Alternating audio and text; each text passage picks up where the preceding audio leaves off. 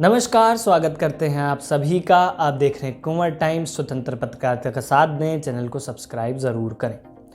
बड़ी संख्या में हमारे दर्शक ऐसे हैं जो वीडियोस तो देखते हैं लेकिन चैनल को सब्सक्राइब नहीं करते। अपील है हमारी आपसे कि चैनल को सब्सक्राइब ज़रूर करें। स्वागत है आप सभी का हमारे शो राजनीति में, जहां राजनीति से जुड़े किस्से, कहानियां, षड्यंत्र, इनसाइड स्टोरीज आपको बताते हैं। एक बेहतर राजनीतिक समझ बनाने में और बनने में आपकी मदद करते हैं। कुछ एक संवाद के चर्चा के मोड में रहते हैं जहां कुछ बात आपसे करते हैं। आज का विषय क्या है? आज का विषय है वो 3 बड़ी वजह जो अखिलेश यादव की साइकिल को सत्ता तक पहुंचा सकती हैं। वो 3 बड़ी वजह जो अखिलेश यादव को उत्तर प्रदेश चुनाव में जीत दिला सकती हैं। हमने आपको पिछली वीडियो में 3 ऐसी बड़ी वजहों के बारे में बताया था जो योगी आदित्यनाथ और बीजेपी को, भारतीय जनता पार्टी को उत्तर प्रदेश के चुनावों में जीत हासिल करा सकती हैं। उन 3 वजह के बारे में जानना चाहते हैं तो राइट कॉर्नर पर क्लिक कर वीडियो जाकर देख सकते हैं। जाने के बीजेपी ऐसे कौन से 3 काम कर रही है जो आज भी वोटर उससे छिटकने को तैयार नहीं है, आज भी उससे हटने को तैयार नहीं। लेकिन आज का विषय है अखिलेश यादव के बारे में।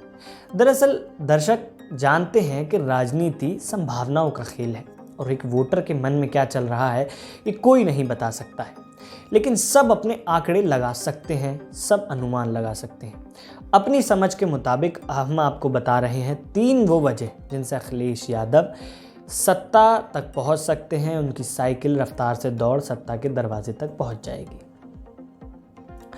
बढ़ते हैं वीडियो की ओर। सबसे पहली वजह है जातीय समीकरण। आप बोलेंगे कि हम बताएंगे वही बात जो सब बता रहे हैं कि छोटे दलों के साथ, माफ़ कीजिएगा, छोटे दल जो एक विशेष जाति के वोट बैंक उनका आधार होता है, उस पर वो आधारित होते हैं, छोटे दल हैं, उनके साथ गठबंधन कर अखिलेश यादव सत्ता की चाबी खोज रहे हैं। तो जातीय समीकरण सिर्फ इतना ही नहीं है यहाँ जिस पर अखिलेश यादव चल रहे हैं। इसको समझने के लिए आपको पहले 2017 के चुनाव की ओर चलना होगा, भारतीय जनता पार्टी की रणनीति की ओर चलना होगा। ऐसा इसलिए क्योंकि अखिलेश यादव ने वही रणनीति अपनाई है जिससे भारतीय जनता पार्टी को प्रचंड जीत मिली थी 2017 में। दरअसल भारतीय जनता पार्टी ने 2 काम किए थे। पहला, जातियों को जोड़ा था अपने साथ, जितने भी छोटे दल थे जो एक विशेष जाति का वोट रखते थे। दूसरा, एक ऐसा नैरेटिव जो बसपा और सपा के खिलाफ था।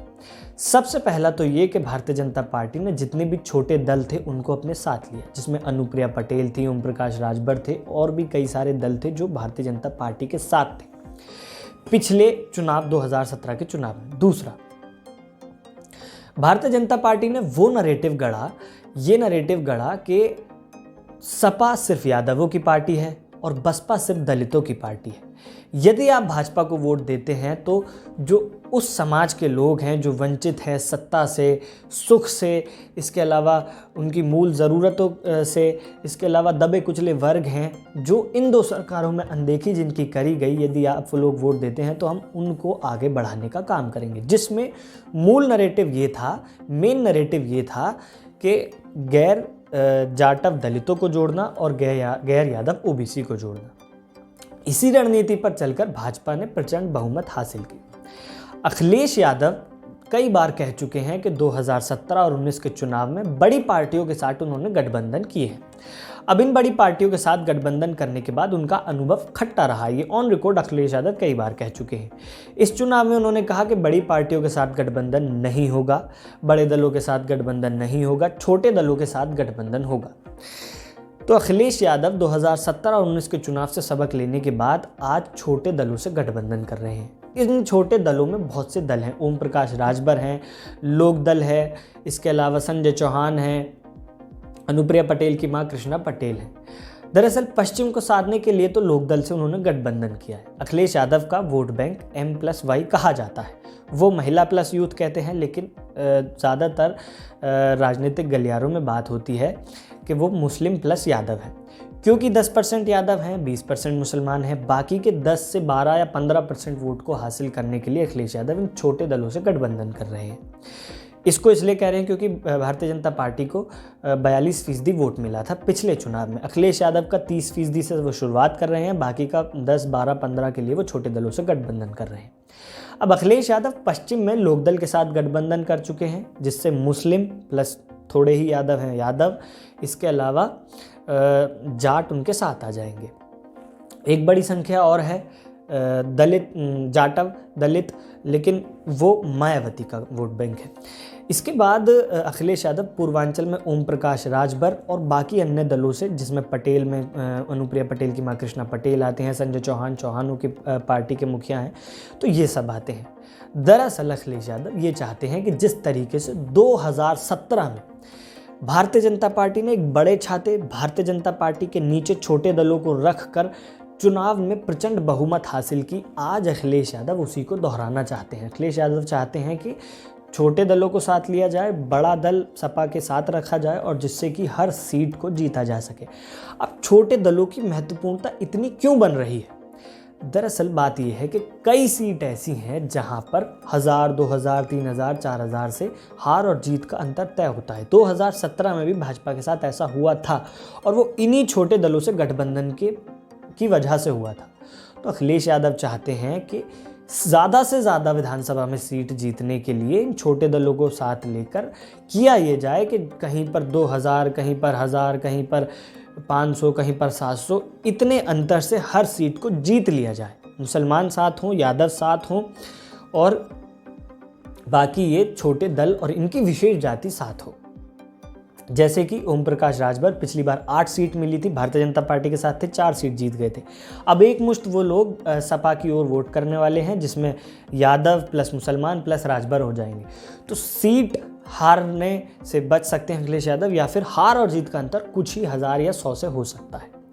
तो अखिलेश यादव छोटे दलों को साथ ले रहे हैं, उन विशेष जातियों के वोट बैंक को साथ ले रहे हैं और फिर उसी से अपनी जीत का रास्ता तय करने की कोशिश कर रहे हैं। तो क्योंकि राजनीति संभावनाओं का खेल है, कल हमने आपको 3 वजह बताई थी भारतीय जनता पार्टी क्यों जीत रही है। क्योंकि संभावना ये हो सकती है कि बड़े पैमाने पर सिर्फ इन छोटे दलों की वजह से अखिलेश यादव भारतीय जनता पार्टी को पछाड़ दें। वो सीट जो 100, 150, 200 सीट एकदम से कम हो सकती हैं, सिर्फ कहीं 500, कहीं 1000, कहीं 200, कहीं 100, कहीं 2000, कहीं 5000 के मार्जिन से। तो इसलिए क्योंकि ये संभावना बन सकती है, फिर बता देते हैं कि राजनीति सिर्फ संभावनाओं का खेल है, इसमें कोई नहीं बता सकता कि क्या होने वाला है असल में, क्योंकि वोटर ही जानता है कि वो किसको वोट करने वाला है। इसके बाद आगे बढ़ते हैं। ये तो हुई पहली वजह कि छोटे दलों से गठबंधन, जातियों को साथ लेकर चलना, और क्यों वो महत्वपूर्ण है, क्योंकि वो 1000, 2000, 5000 से जीत हार का अंतर तय कर देते हैं। ये हमने आपको पहली वजह बताई, जो बीजेपी के किले को भेज सकती हैं, हर एक नीति को खराब तोड़ फोड़ सकती हैं। दूसरी वजह की ओर बढ़ते हैं। दूसरी वजह है महंगाई, बेरोजगारी और पेट्रोल, करप्शन और कानून व्यवस्था। दरअसल आप कहेंगे कि कानून व्यवस्था पर तो योगी सरकार अपनी पीठ थपथपाती है और शिलान्यास पर शिलान्यास हो रहे हैं। बेरोजगारी की बात करें तो डेवलपमेंट की बात करें। दरअसल अखिलेश यादव इस बात का क्रेडिट लेने में कभी नहीं चूकते हैं कि जो उत्तर प्रदेश के लिए डेवलपमेंट करने वाली सरकार है वो सिर्फ अखिलेश यादव है। योगी आदित्यनाथ कानून व्यवस्था पर अपनी पीठ थपथपाते हैं।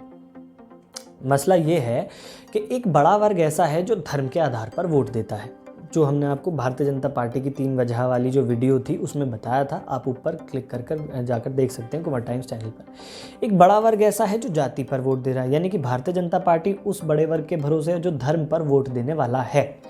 अखिलेश यादव उस वर्ग के भरोसे हैं जो जाति पर वोट देने वाला है। लेकिन एक वर्ग ऐसा भी है जिसको ना धर्म से फ़र्क पड़ता है ना जाति से फ़र्क पड़ता है। ऐसा ही एक वर्ग भारतीय जनता पार्टी के साथ भी है, लेकिन ऐसा ही एक वर्ग अखिलेश यादव के साथ भी है, जो वोट देता है डेवलपमेंट पर, जो वोट देता है बेरोजगारी पर, जो वोट देता है महंगाई पर, जो वोट देता है जनता से जुड़े मुद्दों पर। जाति एक बड़ा सच है, लेकिन इसके बाद भी जब जनता पेट्रोल भराने जाती है, जब जनता सब्जी लेने जाती है, जब जनता कानून व्यवस्था का हाल देखती है, जब जनता अपने से जुड़े मुद्दों को देखती है, तो जनता उन पर भी वोट देती है। दरअसल कई ऐसी रिपोर्ट्स आई हैं या कई बार ऐसा देखा गया है कि जनता जो सबसे ज़्यादा परेशान है वो महंगाई और बेरोज़गारी से है। बड़ी संख्या में आज स्टूडेंट्स, युवा वर्ग ऐसा है जो योगी सरकार से नाराज़ है, कभी पेपर लीक हो जाने की वजह से, तो कभी बहाली की वजह से, तो कभी भर्ती ना होने की वजह से। इसके अलावा महंगाई से अच्छा खासा वर्ग ऐसा है जो महंगाई से नाराज़ है। किसानों की समस्या एक अलग है, क्योंकि किसानों की आय दुगनी करने की बात कही थी। तो जो जनता की मूल सुविधाओं से जुड़े जो मुद्दे हैं, उन पर जहां भारतीय जनता पार्टी फेल हुई है या उस तरीके से काम करने में कामयाब नहीं हुई जैसा वादा किया था, तो उससे जो लोग नाराज़ हैं वो अखिलेश यादव के साथ जा सकते हैं।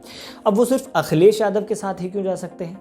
ऐसा इसलिए है क्योंकि अखिलेश यादव एक नैरेटिव गढ़ रहे हैं कि उत्तर प्रदेश में यदि अगर खुशहाली लानी है, उत्तर प्रदेश में यदि डेवलपमेंट करना है, रोज़गार लाना है, शिक्षा लाना है, तो सपा को चुनना होगा। अखिलेश यादव अपनी दुखती रख कानून व्यवस्था पर बात नहीं करते, लेकिन इस पर ज़रूर कहते हैं कि डेवलपमेंट, लैपटॉप, एक्सप्रेसवे, और कहते हैं कि जितने भी काम किए सिर्फ अखिलेश यादव की सरकार में हुए, योगी सरकार ने सिर्फ उनका फीता काटा है या उद्घाटनों का दोबारा उद्घाटन किया है, शिलान्यास का दोबारा शिलान्यास किया है।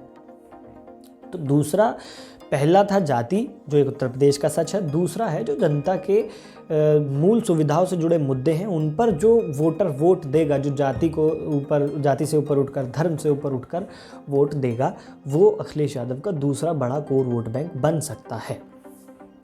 इसलिए संभावना ये है कि जो साइलेंट वोटर कहा जाता है वो अखिलेश यादव को वोट दे सकता है। दूसरी वजह। अब तीसरी वजह की ओर बढ़ते हैं।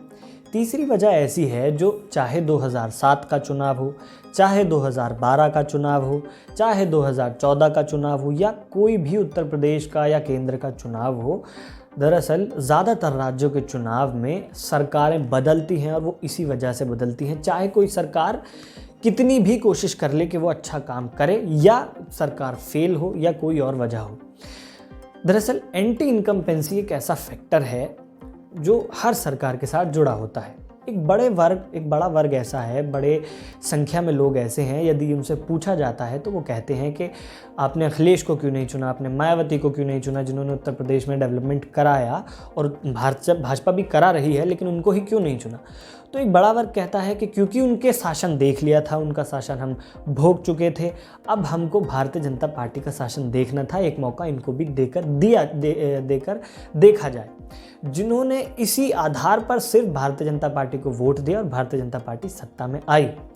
अब वही बड़ा वोटर, वही बड़ा वर्ग ये कह सकता है, या शायद उसके मन में हो सकता है कि हमने भारतीय जनता पार्टी को वोट दिया, और बड़ी संख्या या छोटी संख्या या अच्छी खासी संख्या में एक वर्ग ऐसा हो सकता है जो भारतीय जनता पार्टी से नाराज़ हो, और एक anti incumbency Bharatiya Janata party के 5 सालों के शासन उत्तर प्रदेश की, और एक एंटी इनकम्पेंसी प्लस 7 सालों के शासन के नरेंद्र मोदी की।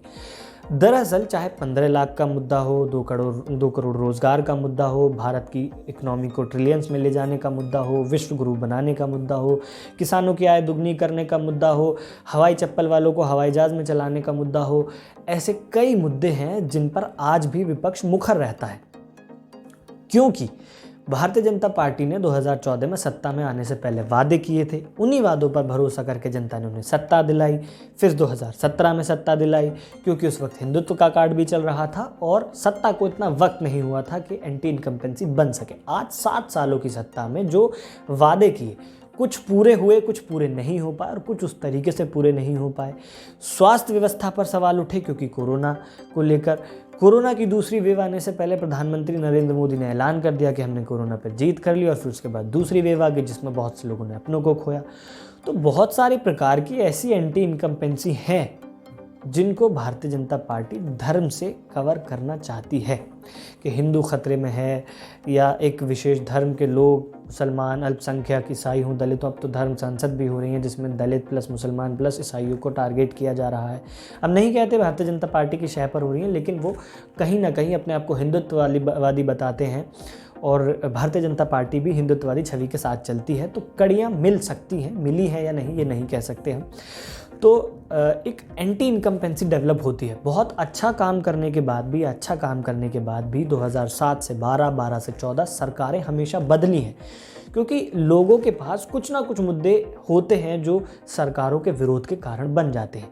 और ये एंटी इनकम्पेंसी हर सरकार को हर स्टेट में अपने शासन के बाद फेस करनी पड़ती है। अब ये कितनी वोटर के मन में है ये देखना होगा। तो ये 3 मुद्दे थे जिनसे अखिलेश यादव सत्ता तक पहुंच सकते हैं। पहला मुद्दा जातीय समीकरण, जातियों को गोलबंद करने वाली राजनीति, जिससे भारतीय जनता पार्टी ने प्रचंड जीत हासिल की थी। दूसरा, क्योंकि महंगाई, बेरोजगारी हालांकि केंद्र के मुद्दे हैं, लेकिन क्योंकि डबल इंजन की सरकार कहा जाता है, भाजपा प्रदेश में भी है, भाजपा केंद्र में भी है, तो इसलिए लोग इनसे परेशान होकर भी वोट दे सकते हैं। इसके अलावा किसानी का मुद्दा, वो भी इसी वजह से जुड़ा हुआ है। तीसरा आता है एंटी इनकम्पेंसी। आप किताबों को उठाकर, हिस्ट्री को उठाकर देखेंगे तो 2007 में बहुमत की सरकार आने के बाद भी मायावती के बाद अखिलेश यादव की सरकार बन जाती है। हालांकि बहुत से डेवलपमेंट के प्रोग्राम हुए, 12 से 17 तक अखिलेश यादव ने बहुत सारे काम किए, लेकिन एक अलग नैरेटिव गढ़ा गया, एंटी इनकम्पेंसी बनी। 2013 की मुजफ्फरनगर दंगों की वजह से एंटी इनकम्पेंसी बनी और सरकार बदली, 2017 में भाजपा आ गई। उत्तर प्रदेश में देखना ये होगा कि क्या भाजपा रिपीट कर पाती है या फिर अखिलेश यादव आ जाते हैं।